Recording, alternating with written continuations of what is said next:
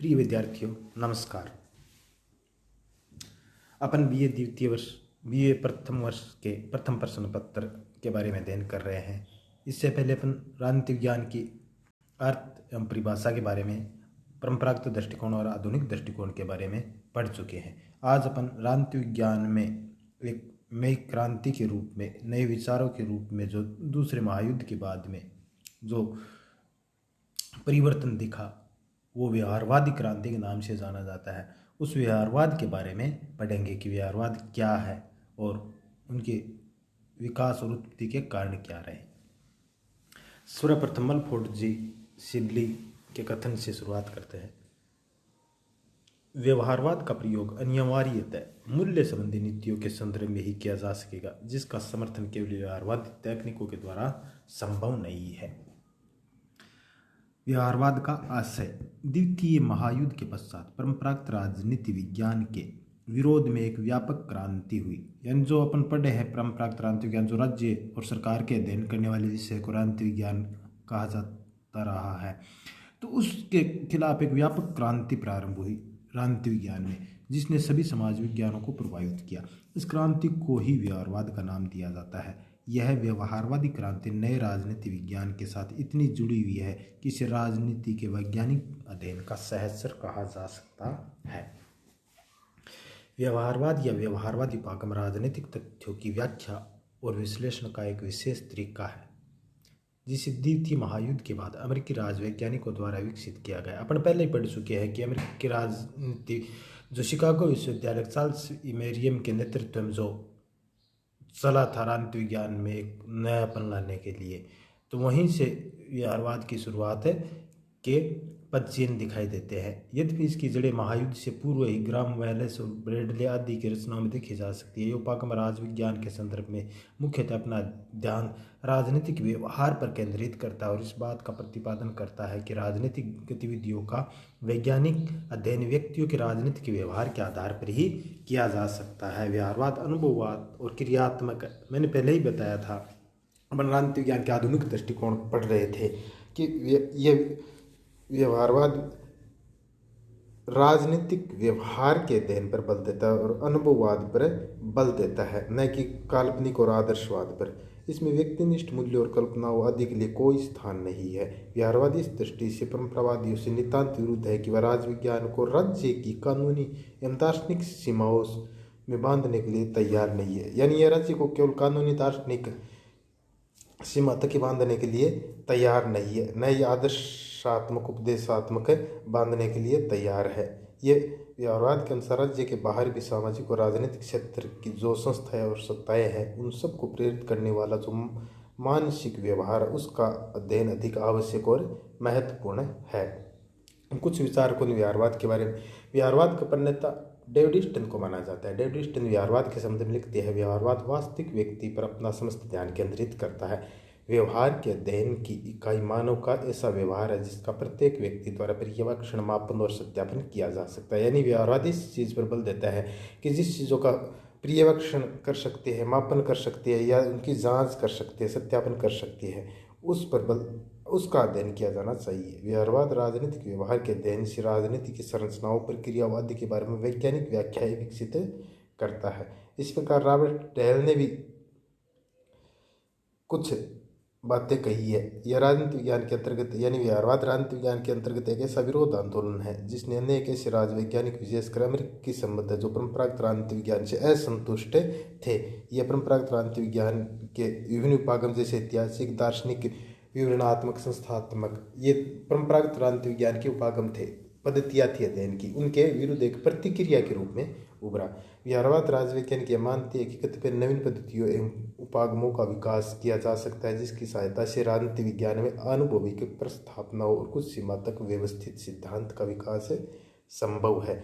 तो इस प्रकार रॉबर्ट डेहल ने भी कई बातें कही है। व्यवहारवाद एक ऐसा उपगम है जिसका उद्देश्य राजनीतिक जीवन के आणविक पक्ष को ऐसी प्रणालियों, सिद्धांतों और कसौटियों के द्वारा जो आधुनिक आणविक विज्ञान के अधिनियमों, अभिसमयों और अभिग्रहों को पूरा करती हो स्पष्ट करता है।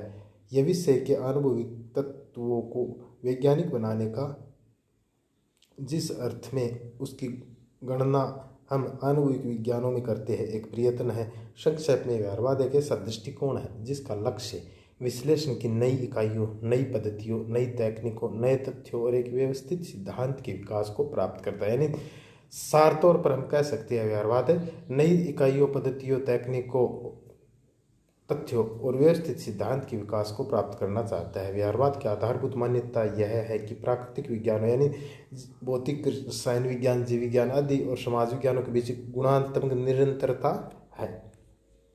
तो ये हो गए व्यवहारवाद से आज से, यानी व्यवहारवाद क्या है, कैसे व्यवहारवाद का विकास हुआ।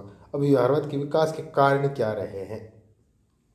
राजनीतिक चिंतन के इतिहास में व्यवहारवाद मान्यताओं में कुछ बिखरे सूत्र Plato, Aristotle, Machiavelli, John Locke, Montesquieu आदि के दर्शन में भी मिलते हैं, लेकिन एक सिद्धांत के रूप में व्यवहारवाद वर्तमान शताब्दी की उपज है, यानी 20वीं शताब्दी की उपज है।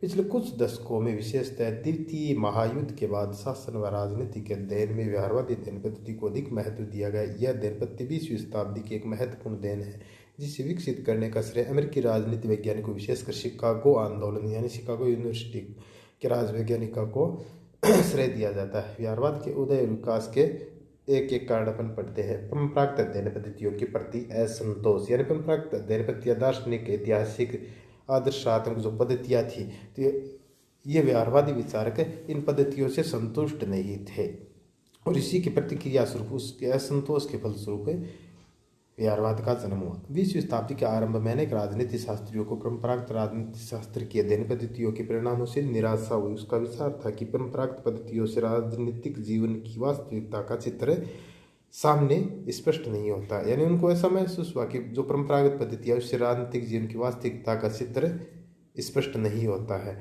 राजवैज्ञानिकों बढ़ते असंतोष के कई कारण थे। राजनीति शास्त्रियों ने देखा कि शासन के नीति निर्माण और निर्धारण के स्तर पर राजनीतिक और राजनेताओं को जो सम्मानजनक स्थान दिया जाता था, जैसा द्वितीय महायुद्ध के दौरान संयुक्त राज्य अमेरिका में किया गया, परंतु राजवैज्ञानिकों के ज्ञान, कौशल और अनुभव की उपेक्षा की गई। यानी अन्य सामाजिक विज्ञानों से राजनीतिक ज्ञान कुल मिलाकर पिछड़ रहा था और इस पिछड़ने की प्रतिक्रिया स्वरूप ही व्यवहारवाद का जन्म और विकास में महत्वपूर्ण योगदान रहा।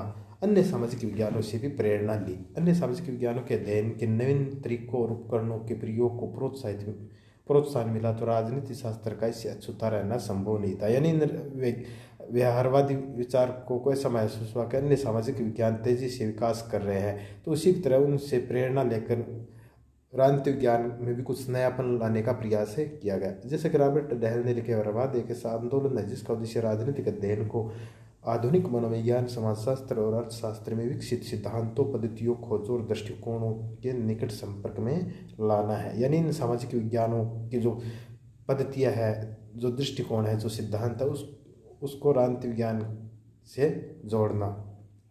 द्वितीय महायुद्ध का भी प्रभाव रहा है। द्वितीय महायुद्ध ने व्यवहारवाद को गति प्रदान की। युद्धकालीन घटनाओं ने राजनीति शास्त्रियों के मन में यह बात बैठा दी कि राजनीतिक जीवन की जटिलताओं को पूरी तरह समझने के लिए संस्था और उसकी संरचनाओं की सीमाओं से आगे बढ़कर उनकी संस्था और उनमें कार्य करने वाले व्यक्तियों के व्यवहार का अध्ययन करना होगा। यानी राजनीतिक जीवन में जो जटिलताएं थी, उनको महसूस हुआ कि केवल संस्था और संरचनाओं के अध्ययन से काम नहीं चलता, उन संस्थाओं में काम करने वाले व्यक्तियों के व्यवहार के अध्ययन से ही हम उन संस्थाओं के बारे में जानकारी सही ढंग से प्राप्त कर सकते हैं कि संस्थाएं क्या कर रही है। उन संस्थाओं में काम करने वाले व्यक्ति पर निर्भर करता है कि वो संस्था किस प्रकार की है, न कि उस संस्थाओं को बाहरी तौर पर देखने से।